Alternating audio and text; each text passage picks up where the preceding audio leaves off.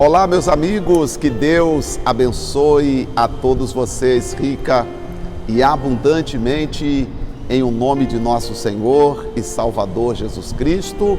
Eu sou o pastor José Maria da Igreja Identidade de Cristo. Estamos mais uma vez retornando com o nosso devocional e aproveitando para convidar você para os últimos capítulos do livro de Lucas. Hoje estaremos estudando o capítulo 22, já depois 23, terminaremos o capítulo livro de Lucas. Eu pergunto se você vem acompanhando desde o começo. Existem algumas pessoas que se eu não enviar o link do vídeo para elas não ainda criaram o hábito de acessar o canal no YouTube para poder acompanhar o devocional. Eu peço, se você não foi inscrito ainda no canal, se inscreva, aí fica mais fácil de você acompanhar o nosso trabalho, porque quando eu postar o vídeo, você recebe a notificação do YouTube que o vídeo está postado. E aí você compartilha com os grupos, compartilha o link com as pessoas, porque tem hora que eu não consigo mandar o link para todas as pessoas, tá? Então, por favor, divulgue aí o nosso trabalho, divulgue essa nossa missão de ler a Bíblia juntos. E eu estou emocionado e eu sei que vai haver momentos muito especiais e nós viveremos esses momentos especiais. Eu quero agradecer a Deus por você estar conosco, acompanhando aqui o nosso trabalho. Capítulo 22 de Lucas, a conspiração contra Jesus.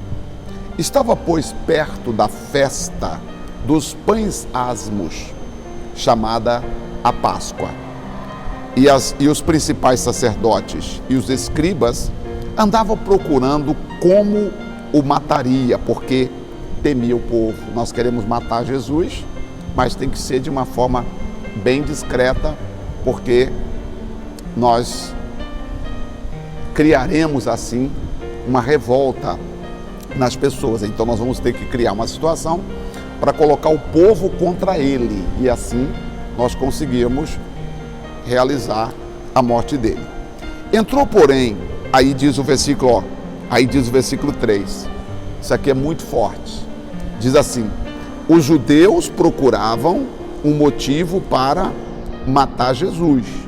Os principais sacerdotes procuravam um motivo para matar Jesus. E diz o versículo 3: entrou, porém, Satanás em Judas, que tinha por sobrenome Iscariotes, o qual era um dos 12.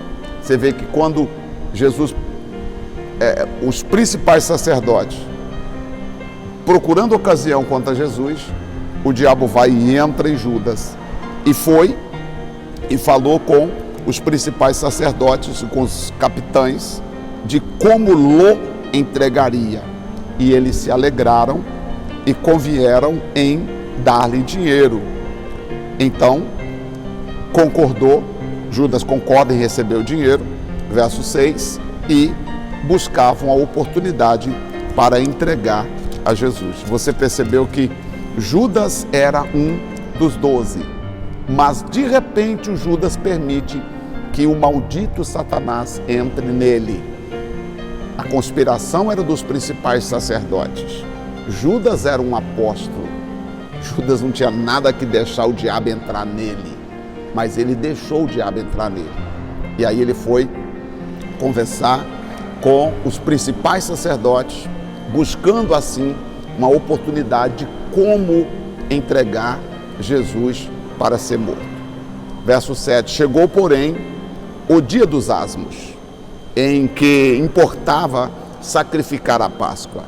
Mandou Pedro e a João dizendo, mandou Pedro e João dizendo, ide, preparai-nos a Páscoa, para que a comamos. E eles lhe perguntaram, onde queres que a preparemos? E lhes disse, Eis que quando entrares na cidade, encontrareis um homem levando um cântaro d'água. Segui-o até a casa em que entrar, e direis ao pai de família da casa: o mestre diz, onde está o aposento em que hei de comer a Páscoa com meus discípulos? Então ele lhe mostrará um grande cenáculo mobiliado, e ali fazei os preparativos. E indo eles, acharam exatamente como Jesus havia falado, e ali prepararam a Páscoa. Fique com a informação na cabeça. Eles queriam matar Jesus e o diabo entrou em Judas, que concordou com os principais sacerdotes para entregar Jesus para ser morto. E tudo isso ele fez por causa de quê? Por causa do dinheiro. E chegada a hora, pôs-se à mesa com ele os 12 apóstolos. Veja aqui no versículo 14 que o Judas já tinha feito um trato com os principais sacerdotes de entregar Jesus para ser morto. Mesmo assim, na hora da ceia, Judas estava presente, porque ele diz aqui, o verso 14, que estavam presentes os 12. E vamos ver então o coração de Judas, hein? E disse Jesus: desejei muito comer essa Páscoa antes que eu padeça, porque vos digo que não a comereis mais até que se cumpra no reino de Deus. E tomando o cálice, havendo dado graça, disse: tomai e repartiu entre vós. Porque vos digo que não bebereis do fruto da vide até que venha o reino de Deus. E tomando o pão, havendo dado graça, partiu e deu-lo, dizendo: isto é o meu corpo, que por vós é dado, fazei isto em memória de mim. De semelhante modo, tomou o cálice depois da ceia, dizendo: este cálice é o novo testamento no meu sangue, que é derramado por vós. Mas eis que a mão do que me trai está aqui. E na verdade o Filho do Homem vai segundo o que está determinado. Mas ai daquele homem por quem é traído. Jesus dizendo: ai daquele que trair o Filho de Deus. E começaram a perguntar entre si qual deles seria o que havia de trair. Você para pensar. Ou será que o Judas teve coragem de perguntar? Como é que estava ali o coração de Judas naquele momento? Todos perguntando: Senhor, sou eu porventura? E Judas já tinha acertado com os principais sacerdotes e ficou bem fingindo como se nada tivesse acontecendo. Vamos ver agora.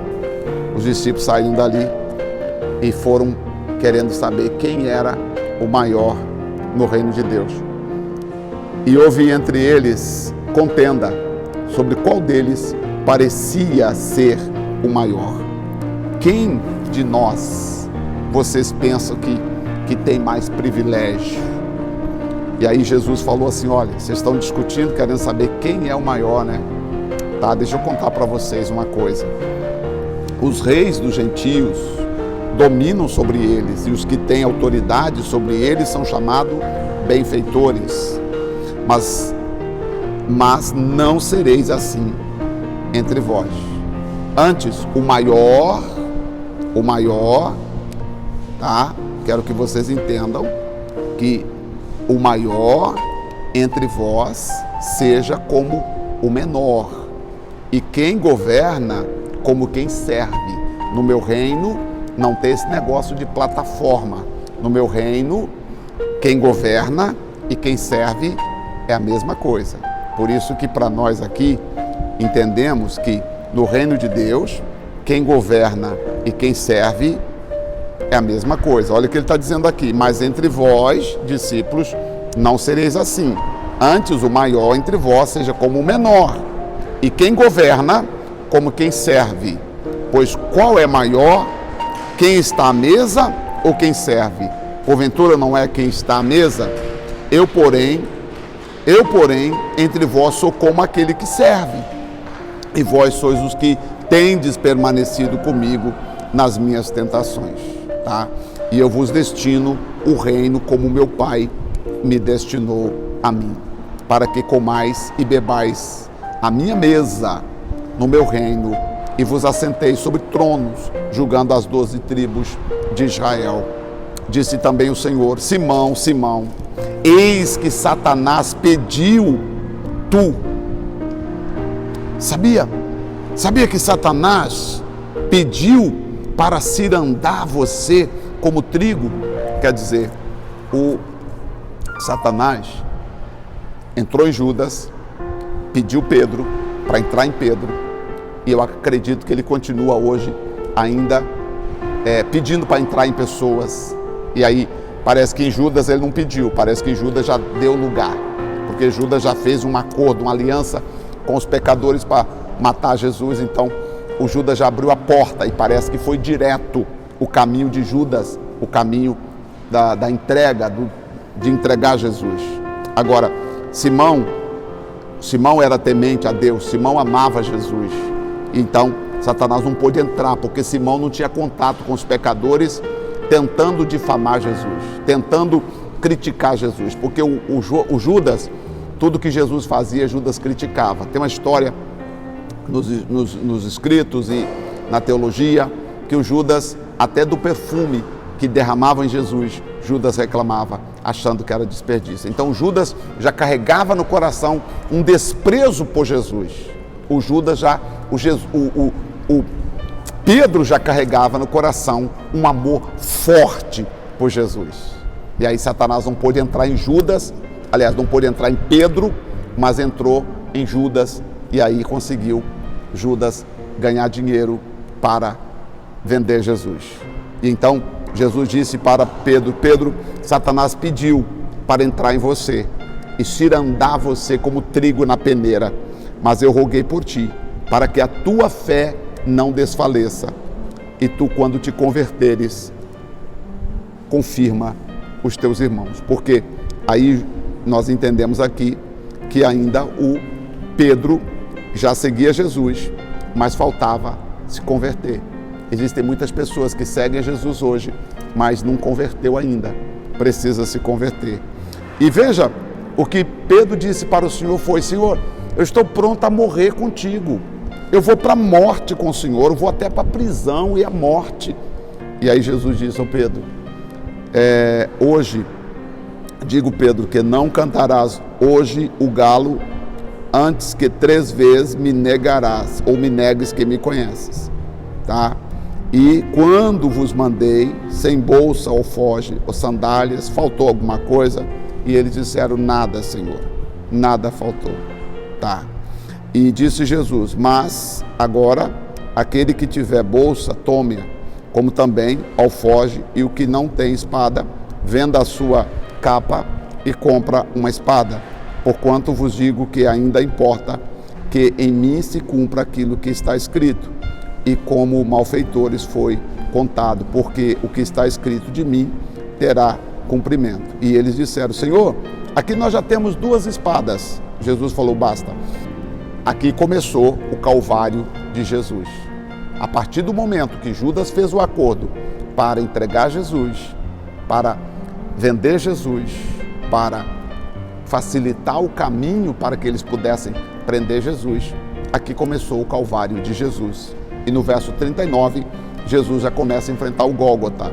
E saindo foi, como costumava, para o Monte das Oliveiras, e também os seus discípulos seguiram. Nesse momento aqui, nós já entendemos que o Judas, depois da ceia, já não seguiu mais a Jesus. Depois da ceia, o Judas já seguiu seu próprio caminho, e Jesus voltou ao Monte Getsemane, Monte das Oliveiras, como ele acostumava sempre fazer as suas orações ali. Quando chegou àquele lugar, disse: orai para que não entreis em tentação. E apartou-se dele cerca de um tiro de pedra. Jesus orava dizendo assim: Pai, se quiseres, passa de mim este cálice.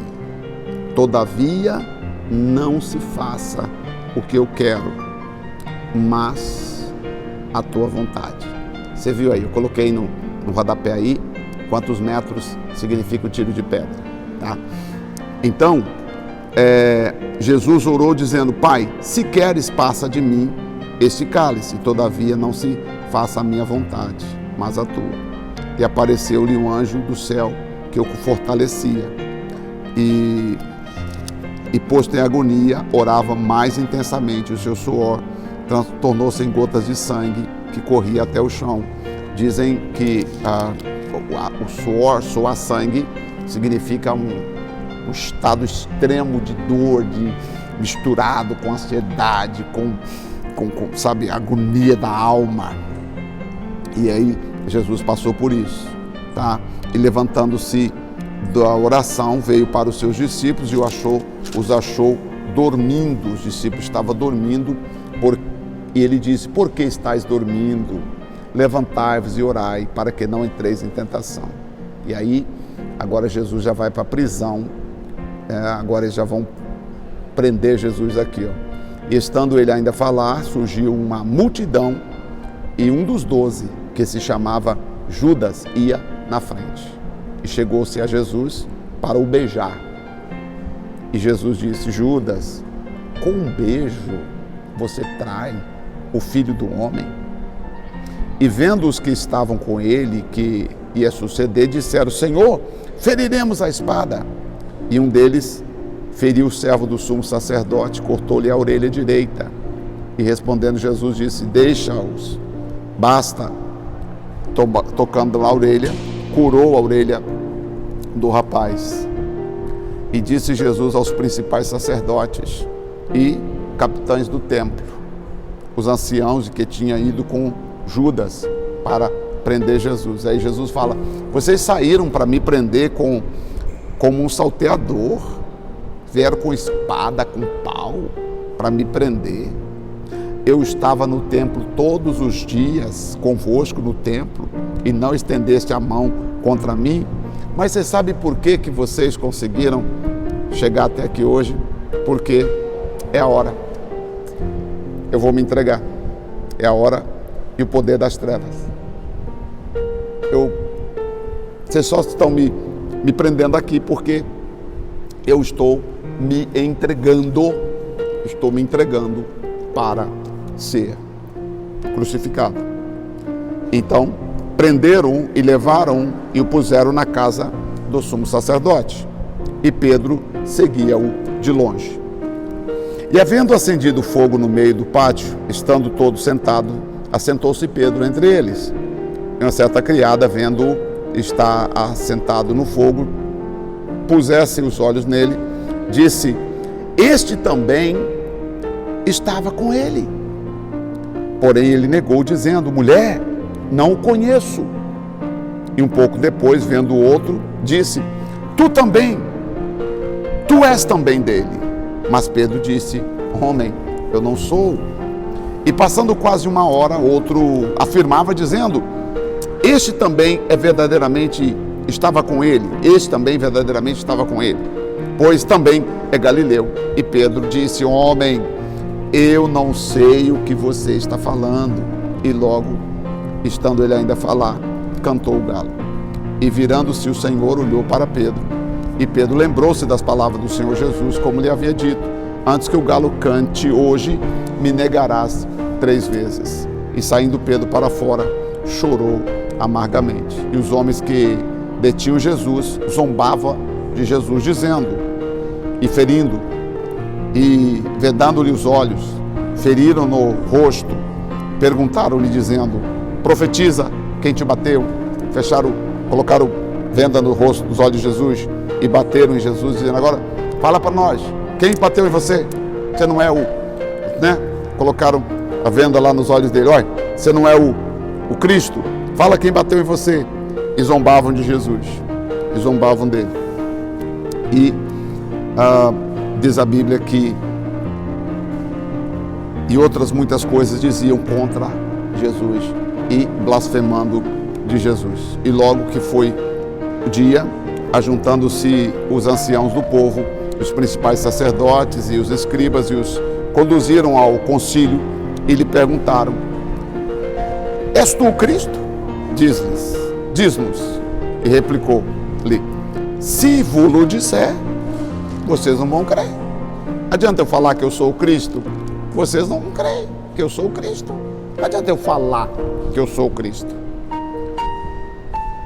E também, se vos perguntar, não me respondereis, nem me soltareis. Desde agora, o Filho do Homem, tá, se assentará à direita do Deus Pai. E disse a todos: logo, és tu o Cristo de Deus? E ele disse: vós dizeis que eu sou. Então disseram: de que mais testemunho necessitamos? Pois nós mesmos ouvimos ele dizer que ele é o Cristo. Então nós vamos crucificá-lo, nós vamos matá-lo. E aí, agora Jesus já vai enfrentar no próximo capítulo o julgamento e a condenação. Eu fico perguntando, bom, Pedro negou, né? O galo cantou, Pedro negou. Segundo, aí me perguntaram se era uma ave, né? Que a gente pensa assim, quando fala o galo cantar, a gente pensa que o galo é uma ave. Só que naquele tempo havia o costume que chamava primeiro cantar do galo, meia-noite era chamado de primeiro cantar do galo. 3 horas da manhã, segundo cantar do galo. Era uma sirene que tocava, tá? Então, eram dividido em 4 vigílias, de 6 às 9, de 9 à meia-noite, meia-noite às 3, 3 às 6 da manhã, as 4 vigílias da noite. E então, primeiro cantar do galo, meia-noite, segundo cantar do galo, 3 horas da manhã. Era uma sirene que se tocava naquele tempo para anunciar a troca do turno dos guardas, né? A gente fica pensando numa ave, né? E ainda que também eu posso crer que se fosse uma ave também, Deus seria poderoso para fazer um galo cantar e todo mundo ouvir. Mas, historicamente falando, tá? O cantar do galo representava exatamente os 2 horários. Meia-noite, primeiro cantar do galo, 3 horas da manhã, segundo cantar do galo, tá? Inclusive, num outro texto, Jesus fala assim, sobre o dono da casa, que ninguém saberia a hora que ele voltaria. Imagina se ele deixou os servos cuidando da casa e viajou. E aí os servos não saberiam que hora o dono da casa viria. Se às 6, se à noite, se ao cantar do galo, né? Ou se às 6 horas da manhã. Então o cantar do galo era sim um tempo e uma sirene tocava para anunciar o tempo, tá? Muito bem. Então nós vamos ver agora, gente, no próximo capítulo, nós vamos entender um pouquinho mais sobre tudo que aconteceu com Jesus. Nesse capítulo aqui, o que me chamou a atenção foi o interesse de Pedro, de Judas, em entregar Jesus para ser crucificado em troca de moedas. Claro, a gente pensa 30 moedas, pensa em 30 reais. Não foi 30 reais porque o dinheiro foi suficiente para comprar um campo, para construir um cemitério, para enterrar pessoas estrangeiras. Então, era um valor significante. Mas o valor que Judas recebeu da mão dos principais sacerdotes, por mais significante que fosse, não foi tão importante assim, porque ele entregou o Filho de Deus para ser morto pelos nossos pecados. E aí eu te falo, Pedro negou Jesus, mas Pedro lembrou-se das palavras de Jesus. O grande problema foi, Judas pecou, mas não lembrou do que Jesus havia dito. E várias vezes Jesus falou, um de vós vai me trair, um de vós vai me trair, um de vós vai me trair. Judas, mesmo depois que ele traiu, entregou Jesus, beijou Jesus, entregou Jesus, Jesus morto, ele devolve as moedas, mas ele não lembra do que Jesus havia falado. É importante nós estarmos aprendendo para continuar crescendo com Deus a cada dia. Vamos orar? Senhor, nosso Deus e nosso querido Pai, Pai de nosso Senhor e Salvador Jesus Cristo, graças te dou por mais um dia, graças te dou por mais uma oportunidade, graças te dou por mais um privilégio de nós estarmos aqui. Senhor, que a tua bênção, tua graça estenda-se sobre todos que nos acompanham. Senhor, nós te servimos com alegria, com paz e devoção. Obrigado, em nome de Jesus. Amém, amém e assim seja. Graças a Deus. Amém. Graças a Deus. Meus amigos, amanhã voltaremos falando do capítulo 23 e aí já vamos falar da crucificação e morte de Jesus. Acho que ainda não da ressurreição, vamos falar ainda da morte. Depois nós vamos chegar até o sepultamento de Jesus, que está no versículo a partir do 44, tá bom? Então espero ver vocês amanhã para nós continuarmos a nossa leitura bíblica. Deus abençoe, muito obrigado pelo carinho da sua companhia. Deus abençoe.